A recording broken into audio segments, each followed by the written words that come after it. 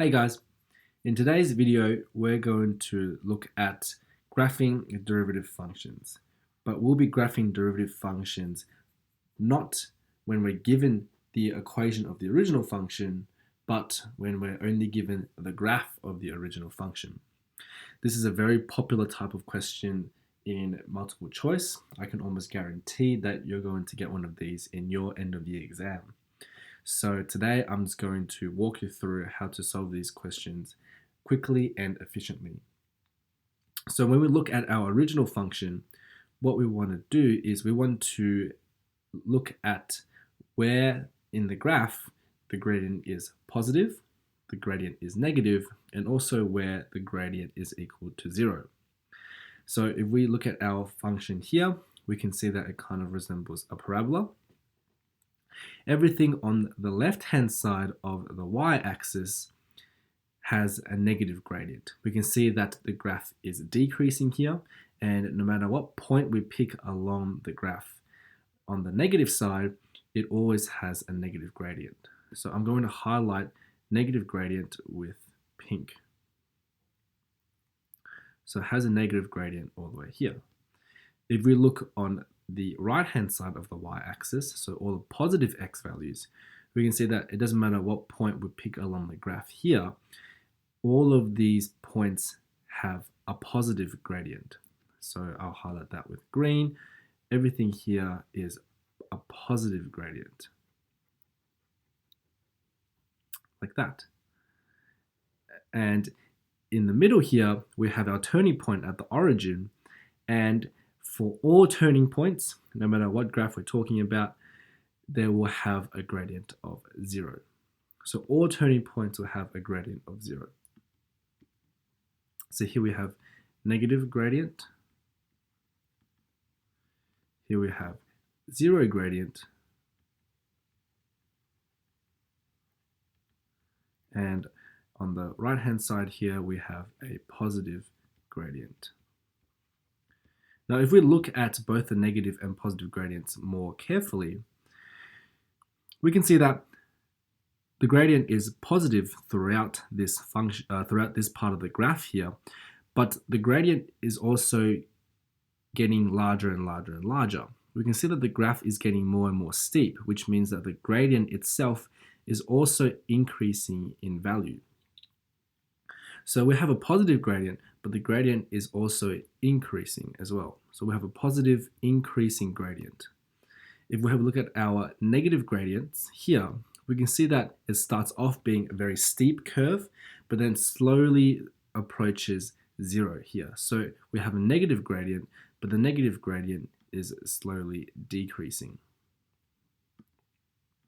So a negative decreasing gradient here.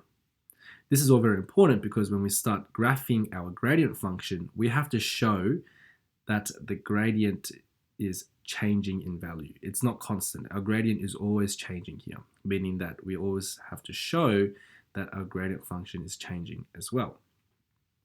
So now that we've broken down our original graph, we can start graphing our gradient function. We can see that the gradient function starts off being negative. So our gradient function starts off negative here, and it's also quite a large negative value because it's quite steep. So let's just say it starts somewhere about here. And we can see that even though we are slowly decreasing in magnitude of our gradient, the gradient is still negative until we reach the origin. So the gradient is always negative until we reach the origin here, where we have a 0 gradient. So on our gradient function, the x-intercept is when we have a 0 gradient, because at this point, the value of our gradient function is 0. So we can see that the gradient is negative, but it's slowly reaching 0, and it's reaching 0 as what we'd say is a constant rate. So the line from here to here is roughly a straight line like that. So we still have negative gradients throughout, but the value of the gradient is becoming smaller and smaller and smaller until it reaches 0. Once it passes 0, our gradient becomes more and more positive. So it starts off being a very small positive gradient, but then gradually increases in value as we go up.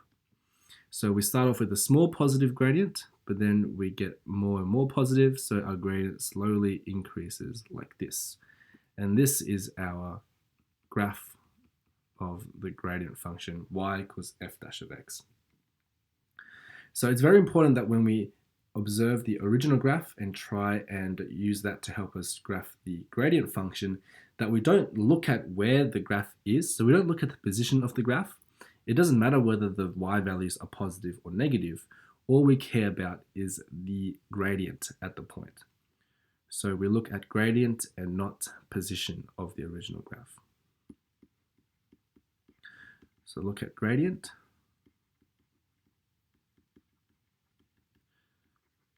Not position. So this is how we handle these types of questions. I've got a few example ones here that we'll work through one by one. So let's look at this first one here. So once again, we'll break down all the parts of the graph like we did before. So starting from the left-hand side, we can see that there is a positive gradient here because the graph is moving upwards, and the gradient stays constant. This is a linear straight line, and that means we always have a constant positive gradient going up here. So if I wanted to graph that, I know that the gradient is positive, so it would be somewhere up here, and the gradient also doesn't change. So it's positive and it's steady like this. Now let's look at the right-hand side. The right-hand side has a negative gradient, and the negative gradient is also constant because it's also a straight line. So we have a constant gradient which is negative on the positive x-axis. So if we were to graph that, we also know that it's negative, but it's constant as well. So now comes the question of this y-intercept here. Now, unlike our turning point here, our turning point shows that the gradient is approaching zero, reaches zero, and then starts to become positive again. This is a very smooth transition from negative to positive gradient. Over here, however, there's no transition from positive to negative. It's positive 1 minute and then it's negative the next. So when we look at our actual y-intercept, this point actually has an undefined gradient because it's what we call a cusp, which is a sharp point, and there is an undefined gradient at this part of our graph. So if the gradient is undefined, then when we're graphing our gradient function, we show that it doesn't exist by putting open circles at x equals 0, like that. So this is what we call a cusp, where the gradient is undefined. So this is our gradient function, y equals f dash of x, for this original function here. Now let's have a look at this one. Once again, we'll break it down to its components. So let's have a look at the positive gradients first. So there's a positive gradient along here up to about here, where we have our turning point. And there's also another section where we have positive gradients about up to here. And then our negative gradients, one is here. This section here is all negative, and also this section here is all negative as well. And then our turning points are always areas of a zero gradient. So we have a zero gradient here, zero gradient here, and zero gradient over here. So now that we know all of these signs of our gradients, we can begin to graph our gradient function. So I'm going to start with marking all of our x-intercepts of our gradient functions. And remember, the x-intercepts are our turning points. So we have a turning point at this x location, so there's an x-intercept there, an x-intercept at our origin, and also an x-intercept somewhere along here. And then if we look at this section of the graph, this section of the graph is all positive gradient. And it starts off being a very steep positive gradient. So we could say very steep somewhere up here. And the gradient value slowly approaches 0. So our gradient is getting smaller and smaller and smaller until it reaches 0. So we can say that it's getting smaller and smaller and smaller until it reaches 0. Once it reaches 0, between our first turning point and our second turning point, we have negative gradients.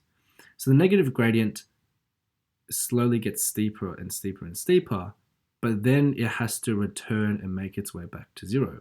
So our negative gradient is becoming more negative and becoming steeper, but then after a certain point here, it needs to begin to make its way back to a gradient of 0. So then it moves its way back up like that. We have another turning point here, and then the gradient becomes positive again, and it follows a similar pattern to this section of the graph. So it's becoming more and more steep, but after it reaches a point, the gradient has to begin to make its way back to 0 again. So our gradient is increasing in value, but then it has to slowly come back down to reach 0 at the next turning point over here. And then after this turning point, our gradient is negative again, and it's becoming more and more negative as we move along. So it's becoming more and more negative, and it's heading down like that.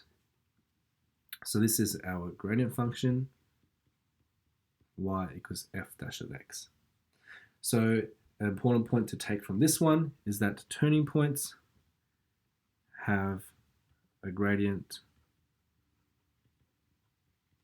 of 0. This first one was cusp. Cusps have an undefined gradient.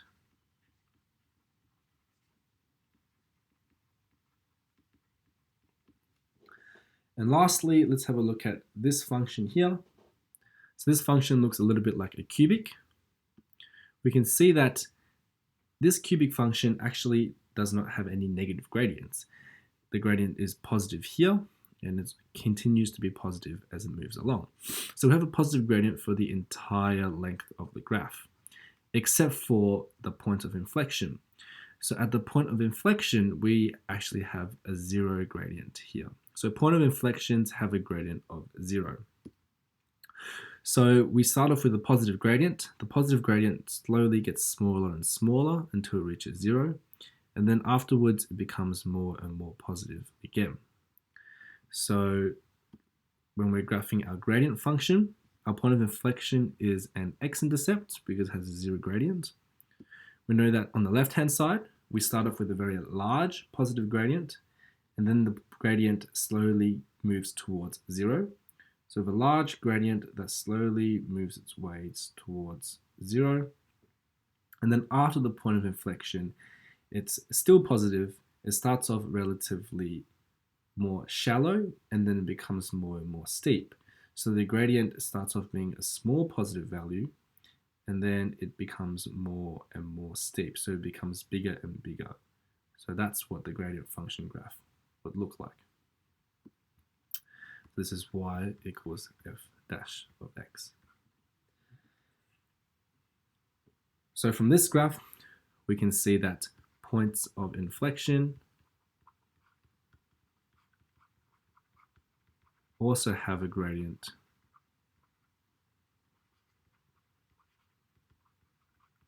of 0. So this is how we tackle these types of questions. What we want to do is we want to break down the given graph into our positive, negative, and 0 gradient components, and then look at how the gradient is changing as we move along the graph. And then we'll just plot all those changes down onto the axes.